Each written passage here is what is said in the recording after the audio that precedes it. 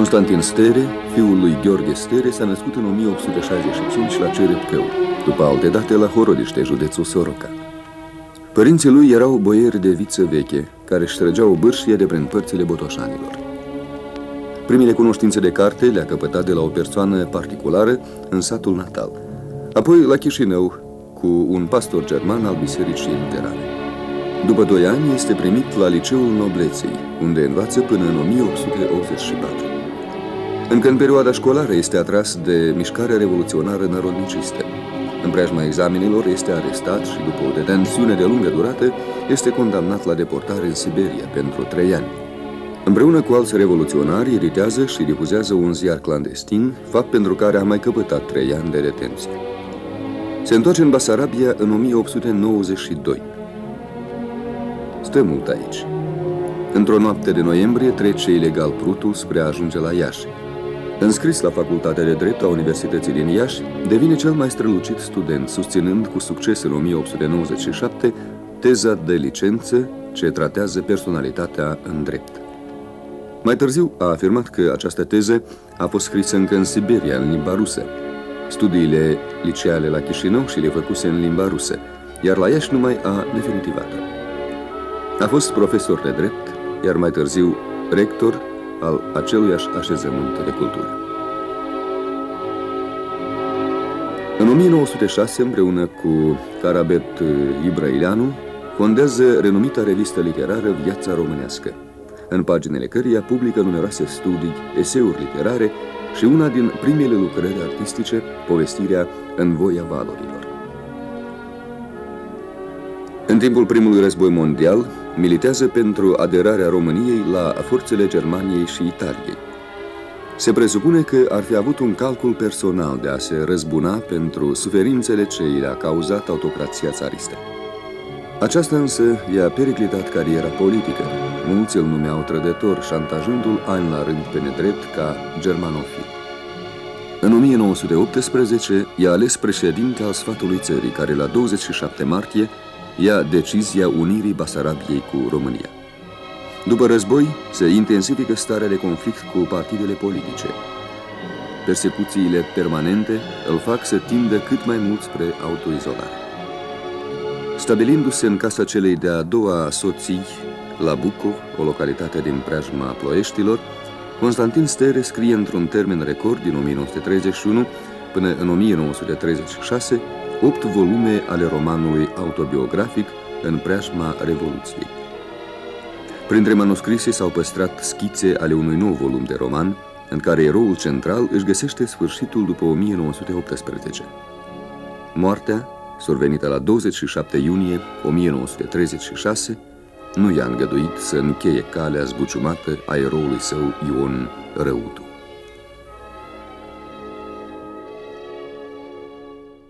Bună ziua, stimați telespectatori! Vă zic că aș fi vrut să începem astăzi cu o parabolă anumită. Să ne închipuim un țăran care are o gospodărie de rău de bine pusă la punct, dar care funcționează, are casă, are beci, are o gradă, are toate cele. Sigur că ceva i-ar mai trebui pentru a putea el ieși în lume, a fi gospodar, dar oricum, e mulțumit parcă cu ceea ce are. Și la un moment dat se află el că dincolo de gard mai este o livadă extraordinar de frumoasă, cu copaci, cu livezi, cu flori, cu viță de vie și acea livadă frumoasă dincolo de ograda lui, tot lui îi aparține. El nu are decât să smulgă gardul acela și să unească acele două livezi. Ei, omul acela, vă închipuiți câtă bucurie pe capul lui, el se trezește oarecum la o viață nouă, la un viitor nou. Din nou poate a reșezat totul. Cam în aceeași situație ne aflăm noi astăzi ca stat și ca cultură atunci când începem a-l descoperi pe un mare scriitor, un mare savant și o mare personalitate care se numește Constantin Stere și care cu siguranță că ne aparține nouă, dar din anumite motive, din anumite considerente, el a fost după un anumit gard, oarecum acolo închis. Mi-aduc aminte de o frază a unui critic din România, foarte frumoasă, spusă cu alt prilej, dar suna cam așa, că în jurul scriitorului cutare stăruie o liniște de ani de zile nedorită de nimeni, dar explicabil în felul ei. Uite, tocmai acesta este cazul lui Constantin Stere. Un mare cercetător român, decedat, din păcate, Zigu Ornea, ne-a lăsat 2 volume enorme care se numesc Viața lui Constantin Stere. Sperăm cu ajutorul Academiei în această toamnă, când vom sărbători, adică vom începe a sărbători peste câteva săptămâni, pentru că se împlinesc 140 de ani de la nașterea lui Constantin Stere, care s-a născut în Horodiște. Se păstrează certificatul lui de naștere. Și pentru a schița, măcar în 2-3 cuvinte, această personalitate, vreau să citesc un capitol pe care îl aduce Zigu Ornea, o viață întreagă a adunat 2 volume enorme despre Constantin Stere. Și el povestește în felul următor, că vor 6 căruți, vor 6 trăsuri, merg spre Soroca, trecând prin moșiile conului Iorgu Stere, adică a boierului Stere. La un moment dat, zice, când urcau trăsurile la deal, cei care au trăit mai multișori pe lumea asta știu că atunci când trăsurile urcă la deal, pentru a le fi mai ușor cailor, mulți se dau jos și caii urcă așa mai ușorel cu trăsura. Ei s-au dat jos și caii urcă încolo la deal.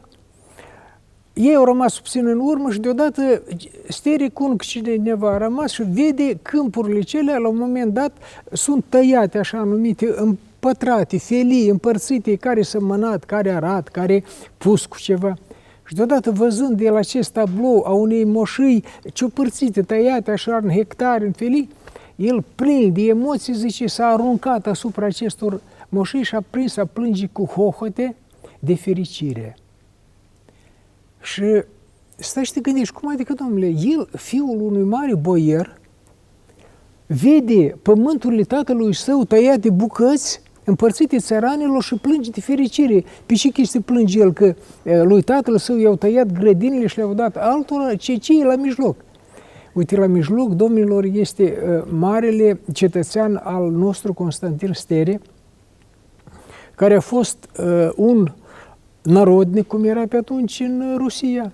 A fost un revoluționar, fără îndoială, a fost un luptător aprig pentru interesele celor sărmani și decăzuți, a fost un mare politician, foarte mult discutat, foarte mult controversat, pentru că era o figură uriașă, enormă, dar veșnic nu ajungea la noi. În niciun fel nu putea ajunge, pentru că atâta vreme cât eram în Uniunea Sovietică, ne spunea că ăsta Stere este, marele ăla trădător care a dus pe farfurie Basarabia și le-a dat-o românilor, ce nu știm noi, e președintele sfatului țării, ce discutăm despre Stere.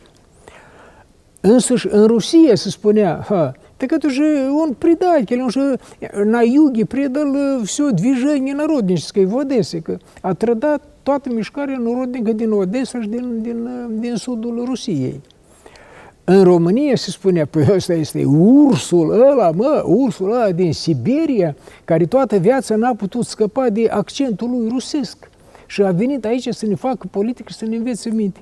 Uite, o figură enormă, foarte talentată, cu 7 volume de literatură extraordinar de interesantă, o figură fantastică, care nici de cum nu putea ajunge și nu se putea încetățeni, nu putea prinde rădăcini în propria lui țară, acolo unde, în definitiv, el ar trebui să fie. Uite acum, datorită anumitor împrejurări, datorită că de rău de bine, ne putem astăzi permite a rupe gardul cel și a zis și, domnule, uite, este grădina noastră care se întregește astăzi. Și eu cred că cu sărbătorirea acestui jubileu, cu hotărârea guvernului, noi deschidem o cale nouă pentru cititorul nostru, pentru cetățeanul nostru, pentru demnitatea noastră națională și în această ordine de idei mă bucur foarte mult că suntem la această masă. Dați-mi voi să vă prezint domnul profesor de la București, Ion Rotarul, specialist, autorul unei enorme munci de ani de zile în 8 volume care se numește O istorie a literaturii române, decanul Facultății Juridice a Universității din Chișinău și președintele Uniunii Juriștilor din Moldova, domnul Gheorghe Vornic, Și va să zic că domnul Haralampi Corbu, academicianul, și va să zic că un mare specialist care ani de zile lucrează în pregătirea unui volum dedicat mare personalități a lui Constantin Stere.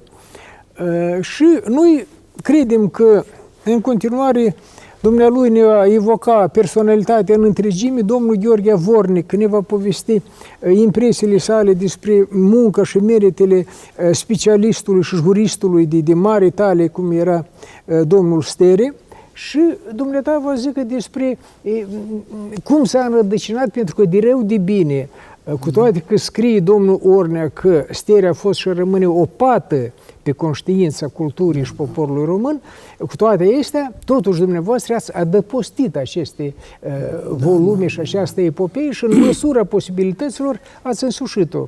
Îmi dați voie să... Zigu Ornea are un pic de partipri. El ține mult prea tare partea lui Gherea. Adică a lui Stere? Nu. El, Zigu Ornea, ține partea lui Gherea.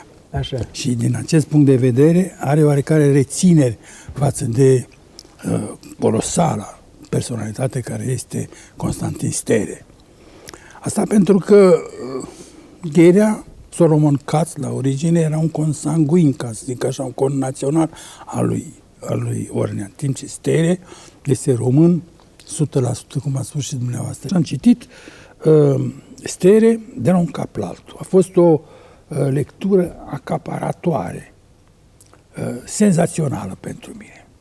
L-am citit, am învățat despre el când am ascultat cursurile despre poporanism, știam relațiile lui cu Ibrăileanu, mi s-a spus totul acolo. Când a venit el din Siberia și trecând pe acasă, a tranzitat Prutul, a ajuns la Iași, a luat contact cu mișcarea poporanistă, cu Ibrăileanu, în primul rând, care, mă rog, ținea partea țărărimii, cum știți foarte bine, în ideologia lui literară, care Ibrăileanu s-a speriat de cultura extraordinară pe care o avea acest basarabean, venit din Siberia. O personalitate puternică. S-a lăsat și el barbă, numai decât că știți că Ibrăileanu poartă barbă în portretele care le cunoaștem. Nu purta barbă până atunci, dar din cauza lui Stere, care purta o barbă falnică, mare, tânăr fiind și el, și-a lăsat și Ibrăileanu barbă. Îl uimea cultura foarte mare în domeniul german. Era un germanofil, era cunoscător al literaturii germane, al filozofiei germane și un militant, cum ați binevoi să spuneți, narodnic. Și imediat a scris, cum să știi, în eveniment, în viața românească, și în contemporanul, ce este poporanismul. El l-a definit într-un anumit fel. Pentru ca în cele din urmă să adere la liberalism. Unii au spus că este comunist, că este trădarea generoșilor. A făcut parte, dar între generoși a intrat și Gherea, a intrat și Ibrăileanu, mai mulți. El a susținut cu condeiul viața românească, cu articole de doctrină sau cu interpretări, amintirii de călătorii. Și chiar și Buzunarul a susținut. Buzunarul, da, că era un om bogat. A cunoscut pe Octavian Goga, a călătorit în Transilvania, a scris un excepțional studiu, eseu despre poezia lui Goga, care îi mergea la suflet. A scris un alt studiu foarte important despre semnările călătoriei mele a lui Dinicu Golescu. Mai mult, a călătorit în Germania, în Ungaria, în Elveția, pe urmele cu cartea lui Dinicu Golescu în mână, urmărind pas cu pas până și Pinacoteca din Viena, cu tablourile pe care le-a văzut bătrânul Boier de altă dată la începutul secolului XIX. Stere a dat aceste lucrări și s-a dovedit a fi un om de o cultură cu totul ieșită din comun. Uimea pe români. Românii, prin Stere, au cunoscut Rusia, dacă vreți. De atunci s-a început să se citească marii clasici ruși ai secolului al XIX-lea, adică Tolstoi, Turgenev, Gogol, Dostoevski, nu în rusește, de cei mai mulți, ci în franțuzește sau în nemțește, unde erau traduși, dar am luat un contact masiv prin el și prin Gherea, fiindcă nu se cunoșteau. Prin Stere, în primul rând. Și Stere a fost unul din stâlpii vieții românești, dar în același timp și om politic. Domnule Avornic, trecând la legislație, vă zic că ce impresii ți-a lăsat dumitale, vă zic că așa, cunoștințele la care am ajuns, noi cu toții de-abia intrăm în grădina aceea, noi încă n-am trecut-o, noi încă nu știm cu adevărat ce avem noi acolo. Maestre, în primul rând îmi permiteți să mă salut și eu cu telespectatorii. Pentru mine este o cinste, o onoare să mă aflu în mediul acesta. N-am să pun la îndoială că ar fi o rușine că Constantin Stere a fost un mare scriitor, un mare politic, dar eu aș vrea să spun în același timp că el a fost și un mare jurist. Cu regret, foarte puțini cine cunoaște opera în ceea ce privește aspectul juridic al diferitor probleme. Eu am câte ceva scrise în domeniul acesta, dar pentru prima dată să știți că am aflat despre Constantin Stere că el este jurist în 1994, aflându-mă la un stagiu la Universitatea Alexandru Ioan Cuza la Iași. Acolo am încins o prietenie deosebită cu marele profesor, Dumnezeu să-l odihnească, Gheorghe Lupu. El îmi spune: Gheorghe, mă, tu știi cine a fost Stere? Tu l-ai citit pe Stere?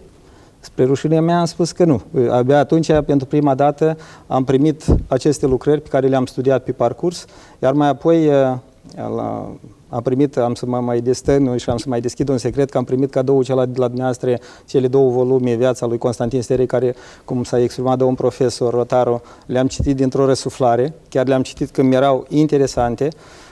Deseori eu zic că e imposibil să fii om politic fără ca să fii și jurist.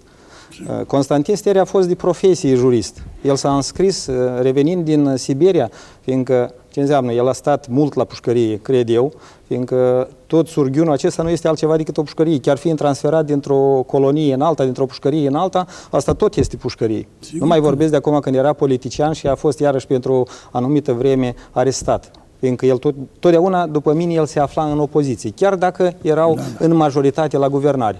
El totdeauna se opunea, avea un tact. Zigu Ornea foarte frumos în aceste 2 volume scrie despre el că era un orator deosebit. Da. Prin aceasta el și-a cucerit și auditoriul studențesc. El avea o stimă și un respect deosebit la Universitatea Alexandru Ioan Cuza ca profesor. El a devenit mult mai târziu profesor universitar, despre asta îmi vorbea și Gheorghe Lupu și Genoveva Vrabei, cu mai mulți am discutat la Iași, aflându-mă acolo o perioadă mai lungă de timp, mi-au spus că a fost profesor. În anii de studenție noi n-am citit absolut nimic, n-am studiat nimic din opera lui Constantin Stere, n-am studiat de-am fiind chiar și profesor, vă spun pentru prima dată, dar el a fost un mare constituționalist. Începând cu teza lui de licență, care se numea Strategia, el are niște lucruri extraordinare în domeniul dreptului. Mult mai târziu el scrie o operă doctrinară, dacă nu mă greșesc, se numește Social-democratismul și poporanismul, în care dezvoltă niște probleme constituționale deosebite, unde vorbește despre regimuri politice, unde vorbește despre forma de stat, unde vorbește niște momente foarte importante din domeniul dreptului constituțional, care nimeni nu le cunoaște. Din păcate, eu vorbesc de cei ce se află la noi. Poate cineva în mod particular, dar în programele studii, în biblioteca noastră, nu avem aceste lucruri. Cred eu că pe parcursul anilor, într-o colaborare foarte bună cu Facultatea de Drept de la Universitatea Alexandru Ioan Cuza din Iași, noi avem niște relații bune. Acum chiar am discutat recent și mă gândesc că am să fac o vizită îl cunosc personal pe domnul decan de acolo și poate o să primim ceva din lucrările lui Constantin Steri, ceea ce ține de domeniul dreptului.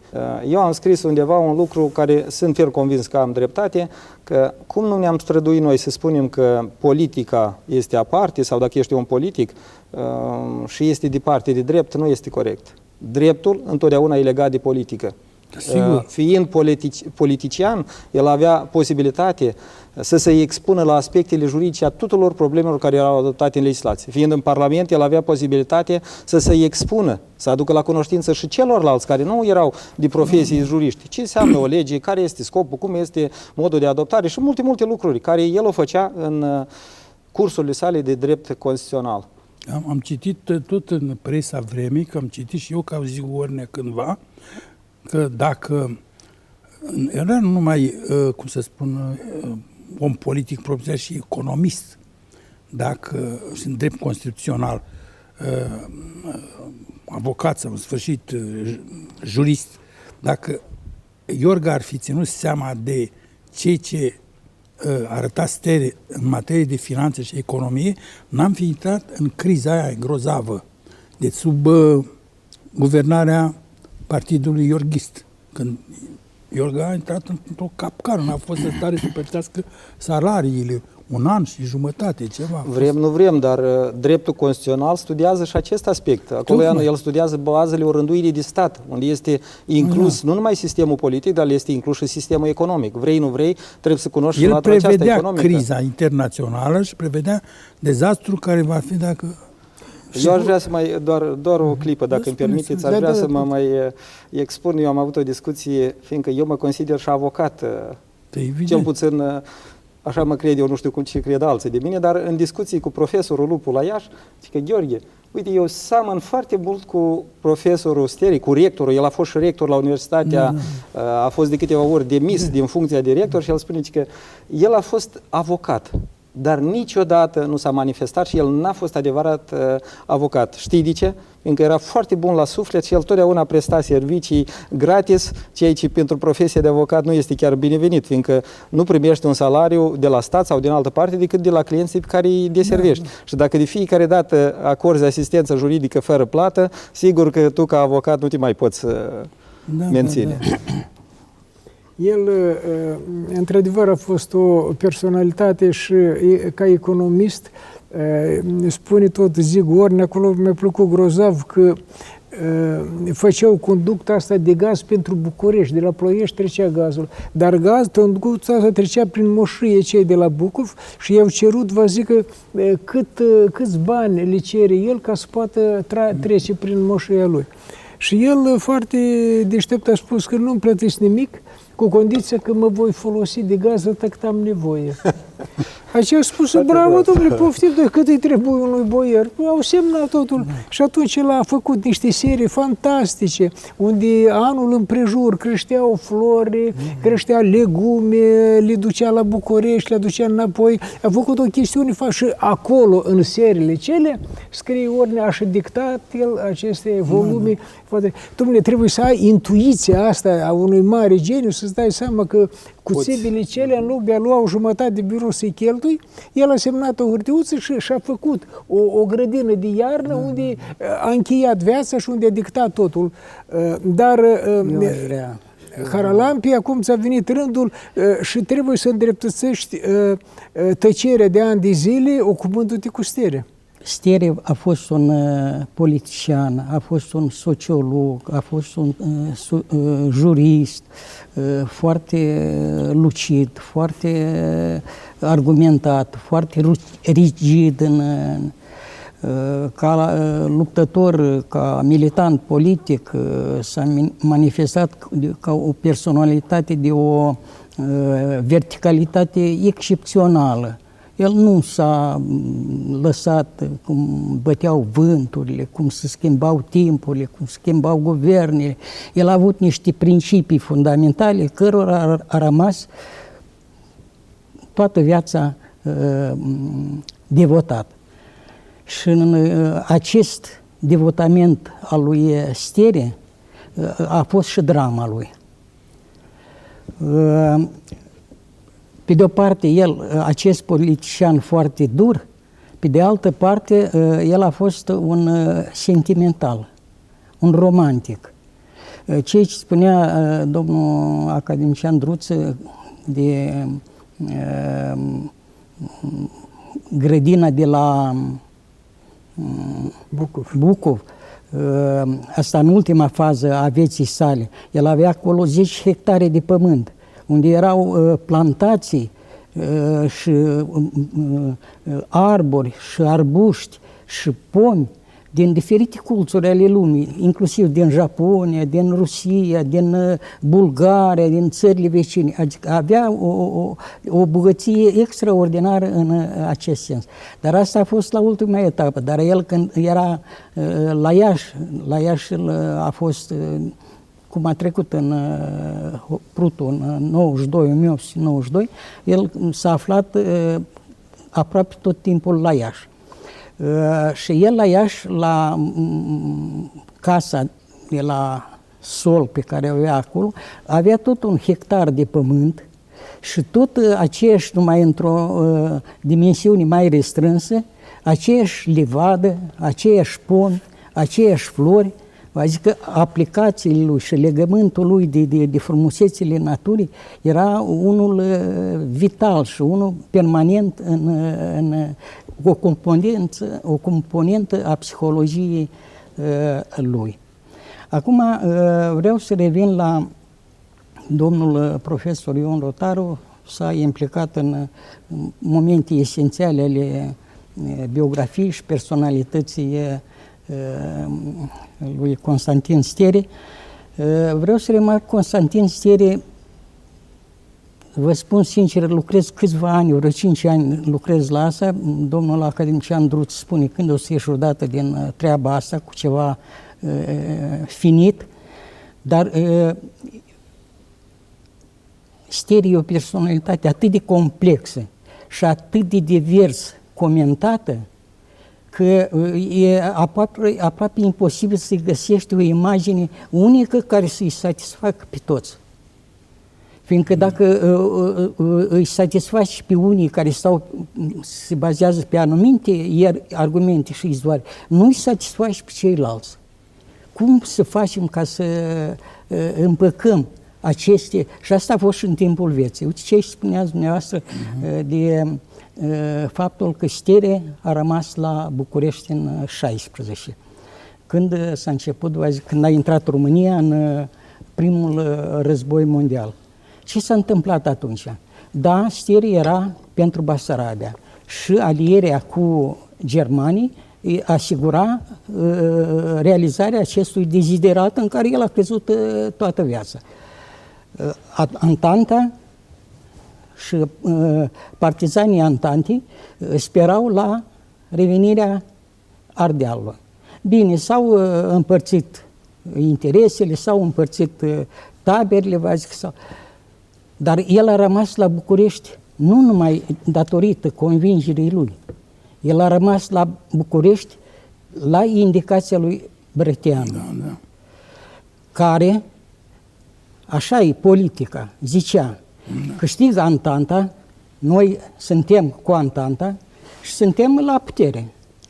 Pierde Antanta și pierdem și noi, câștigă germanii, câștigi tu, Stere, dar tu tot omul nostru ești, reprezentantul nostru aici. A fost o convenție, nu? Au trecut anii războiului, s-au început calvarul era început mai dinainte, dar vă zic că războiul a fost folosit ca un pretext foarte serios de a-l învinui pe Stere de trădare. Și care e problema? Că Brătianu, care de câteva ori a recunoscut cu jumătate de gură că da, Stere a rămas datorită înțelegerii dintre noi, oficial niciodată nu i-a luat apărarea. Asta e problema. Și atunci Stere, când pentru trădare arghezi, pentru trădare slavici, pentru nu știu cine, vă zic că au făcut ei la Văcărești un an și ceva, dar au ieșit din închisoare, din pușcărie, cu drepturi de cetățeni de pline, Stere care spunea, mă rog, domnilor voastre, intentați-mi dosarul de trădător, puneți-l pe rol, băgați-mă în pușcărie, dacă sunt vinovat, dar nu mă țineți în șahul Redați-mi ăsta, dreptul de cetățean. în șahul ăsta permanent de trădător, fără a fi dovedit. Da. Și atunci, vă zic că aici s-au dovedit lucruri că au avut două feți, cel puțin.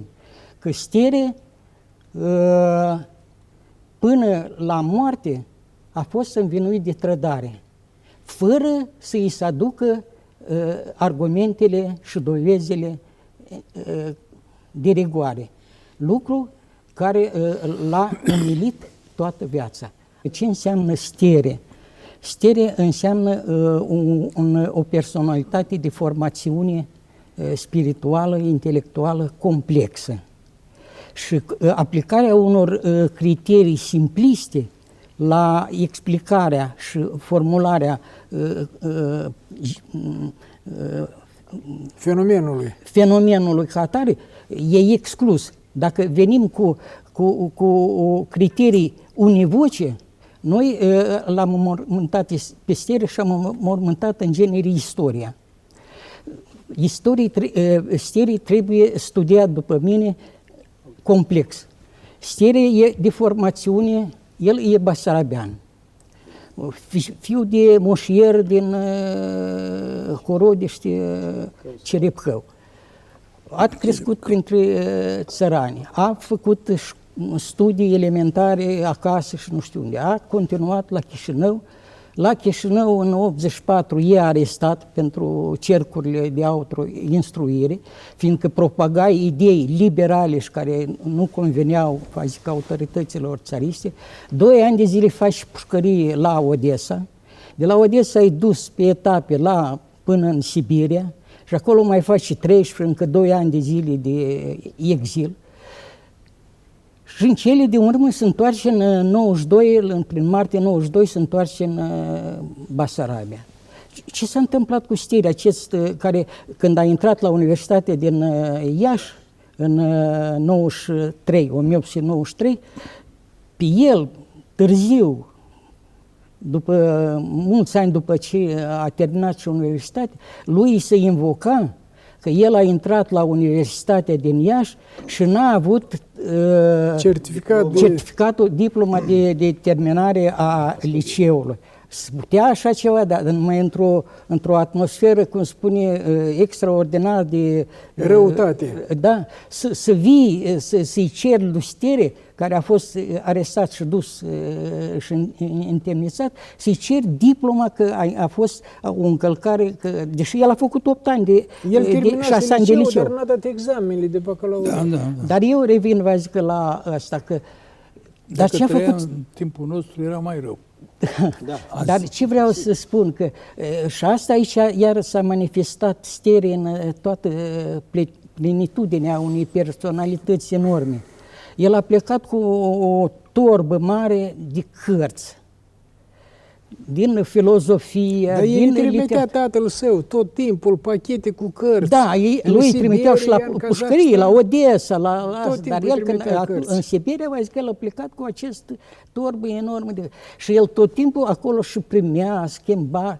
Și el a făcut în Siberia, în acești 5 ani de zile, mai mult decât o universitate.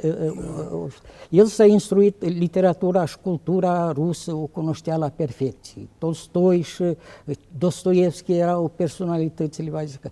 El s-a familiarizat cu cultura occidentală, apuseană, germană, dar și franceză, engleză. El a venit din Siberia, unde a fost la pedeapsă, a venit cu o cultură enormă de talie europeană.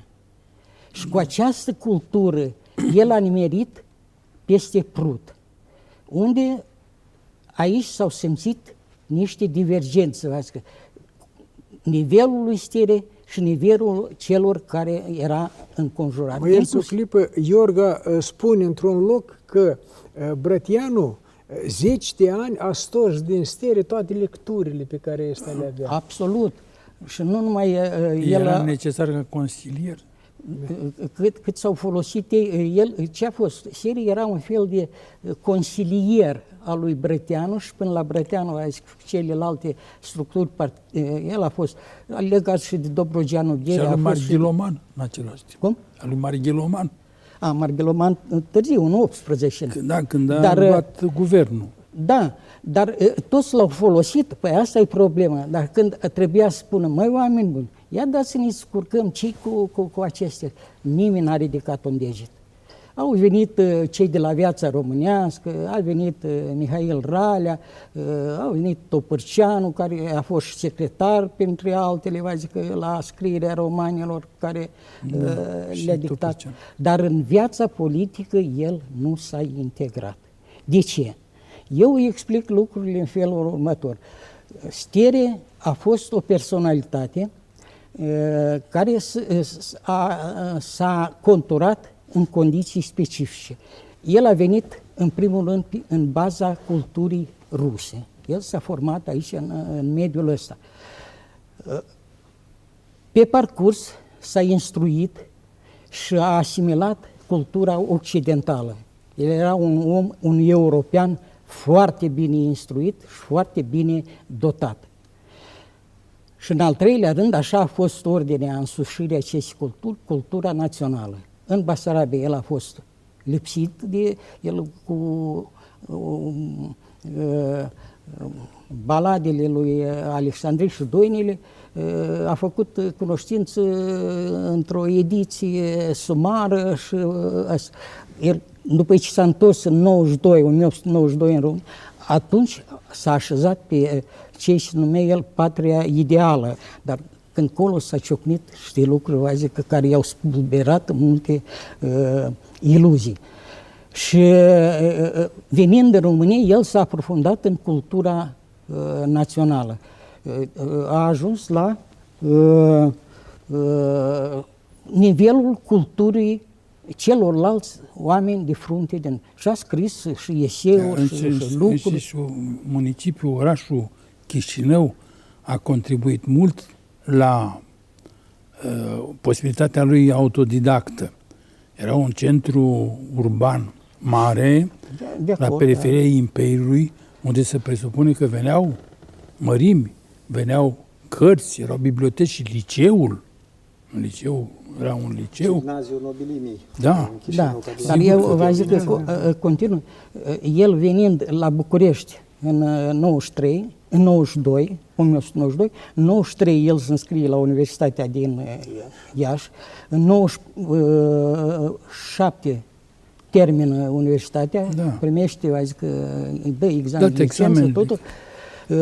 În 1900 el de acum e profesor la universitate,